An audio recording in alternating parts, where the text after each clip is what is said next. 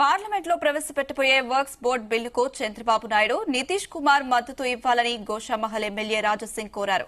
ఇలాంటి బిల్లు ప్రవేశపెట్టాలంటే దమ్ము ఉండాలి, అది బీజేపీకి ఉందన్నారు. వర్క్ బోర్డు బిల్లుకు ఎలాంటి షరతులు లేకుండా టీడీపీ, జేడీయూ సహకరించాలంటూ విజ్ఞప్తి చేశారు. మద్దతు ఇచ్చిన వారిని భవిష్యత్ తరాలు మరిచిపోవన్నారు రాజాసింగ్. రేపు మధ్యాహ్నం 12 గంటలకి పార్లమెంట్లో వక్ఫ్ బోర్డు బిల్లుని ప్రవేశపెడుతున్నారు.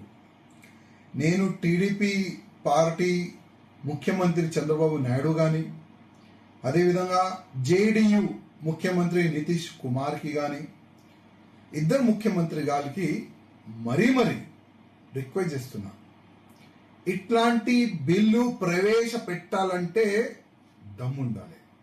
ఆ దమ్ము భారతీయ జనతా పార్టీకనే ఉంది.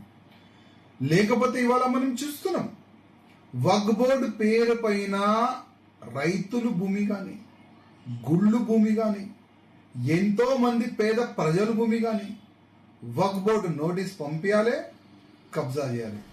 అదే వక్ఫ్ బోర్డులు ఒక గుండా రాజ్యం చేసినారు, ల్యాండ్ జిహాద్ చేసినారు. ఒక మంచి వాతావరణం వచ్చింది.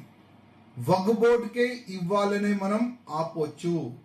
ఒక మంచి నిర్ణయం ప్రధానమంత్రి మోదీ గారు తీసుకున్నారు. దీంట్లో కొన్ని మార్పు జరగాలని దాదాపు 14 మార్పులు దీంట్లో చేస్తున్నారు. ఇది అందరికీ మంచిది. నేను నాయుడు గారికి, నితీష్ గారికి ఒక మాట చెప్పాలనుకుంటున్నా. ఇవాళ మీరు ముఖ్యమంత్రి ఉన్నారు. ఎన్ని సంవత్సరాలు మీరు ముఖ్యమంత్రి ఉంటారు? 10, 20, 30, 50? దాని తర్వాత ప్రతి ఒక్క వ్యక్తి ఈ భూమిని ఈడ్చి పైకి వెళ్ళాలి, చనిపోవాలి.